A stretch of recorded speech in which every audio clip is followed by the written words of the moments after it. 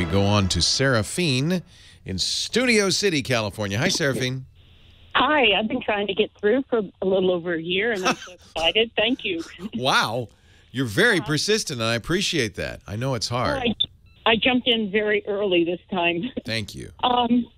It's a very simple question, and I'm sure anybody can answer it, but I haven't figured it out yet. Okay. I've been on the computer since '86, so I'm not a new person. I have two Samsung TVs. They have identical remote controls, and about once a week, it adds channels that I haven't programmed into it, and I have to go back and delete them, and I was wondering what causes that. Oh, I hate Samsung sometimes. My Samsung, I have my favorite TV, the one I love the best, the one I spent the most on, is a Samsung. It's a great picture. But it's got the worst software. It's just terrible.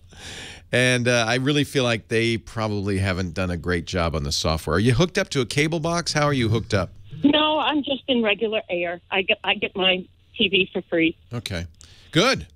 And that means you've got a digital tuner somewhere, or does the TV do that for you? I think the TV does that. Okay. You know, I have a TiVo sitting on cable, and periodically I'll get a message from TiVo saying, hey, new channels, we've moved things around. That's the cable company. You don't have that problem. And in fact, you don't, generally speaking, over-the-air channels don't move around much. Are you getting, what is happening? Is it adding channels that you didn't have before? Or? Yeah, it just adds channels. Like I'll have channel 18.3, 18.2, 18.1, and it'll add 44. Right. So when you first set up the TV, you remember you scanned through the available channels. Right. And it picked up what channels it could see.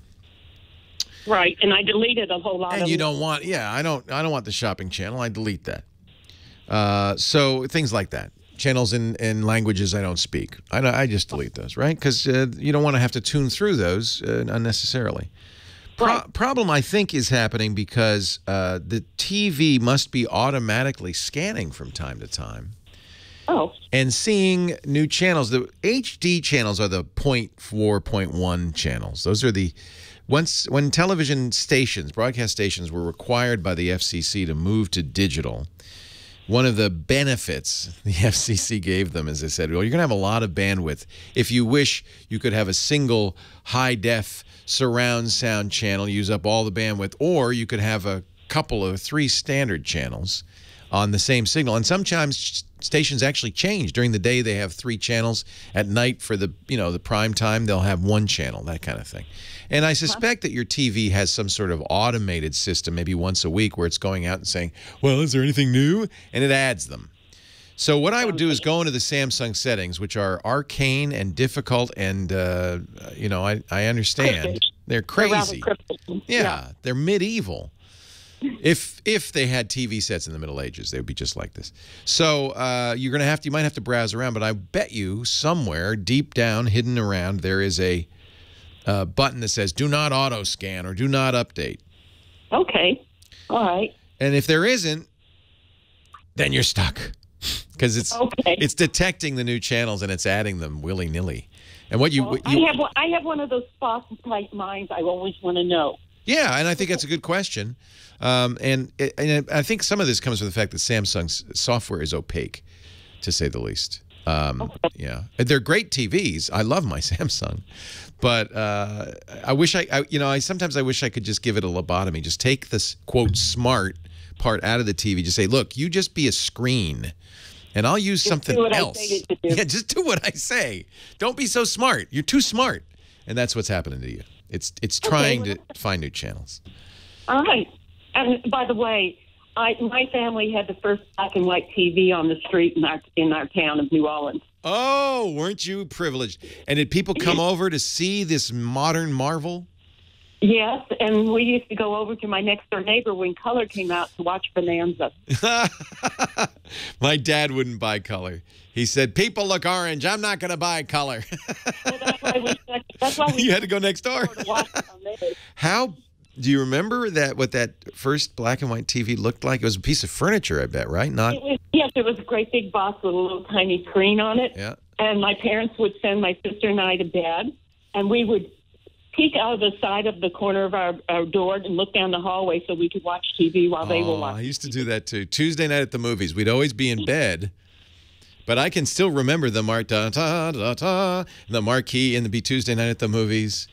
Those were the days. Waking up on Saturday morning and cartoons. Watching the screen. You know, they don't have cartoons on Saturday morning anymore.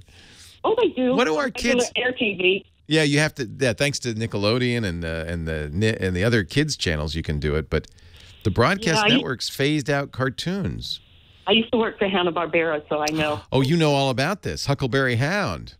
Yeah, well, I worked on Fred Flintstone's and Superheroes. You did? Yeah. My job was to take 14 other artists' work, and if their backgrounds didn't match the cells, I had to say, like, if Fred Flintstone's running into the door, he's supposed to be running into the door, but he ran into the wall, then I would have to move the door so they wouldn't have to redo all the cells. Oh, my goodness. So, and these were on some sort of clear acetate, or? Oh, yeah, that's what we call the cells. Yeah, that's what the animators did, but we painted the background. You were a background painter. I was a background painter. And what kind of paint did you use for that? Was it acrylic? Acrylic, right. And on break times, I would stand around and take fine art paintings like Andrew Wyatt's works, and I would use my animation paint to try to reproduce their effects. How cool is that? Yeah, that was fun. Wow. We were creative-aholics. That is so cool. Now, did you lose your job when digital came in, or? There was one studio said they were bringing in computer animation, and they were going to train just a couple of people to keep it very in-house. And so, yeah, we were kind of phased out. Oh, I'm sorry. No, that's okay. There's always something creative to do. Do you still paint? I paint every day. I have a couple of exhibitions coming up in Santa Barbara in December and January. How wonderful. I'm doing a lot of plein air painting right now. But I'm known I love that. I'm known for taking photos of the reflection of light in water drops and showing you the details on the surface of the water. That's wonderful. That's what digital artists these days do. I have a friend who did Princess Amidala's starship in the Star Wars Episode 1. And he spends all his time looking at specular highlights, something you do too, looking at the reflections and kind of, he'll sit at breakfast mesmerized at looking at the water drop and just trying to remember that so he can paint it into his... I grew up in New Orleans, so there was a lot of water drops to look at. How wonderful. Well, it's a pleasure to talk to you. Thank you. Thanks for joining. All right. Take care. Listen, even though half the time I don't know what you're talking about. That's, you've been listening all this time. I appreciate it. Years. Sometimes I think we're foreign language programming. I know a lot of radio stations do. Hey, it's so great to talk to you. Thanks for the call, Sarafine. Thank you. Bye-bye. All right. Take care.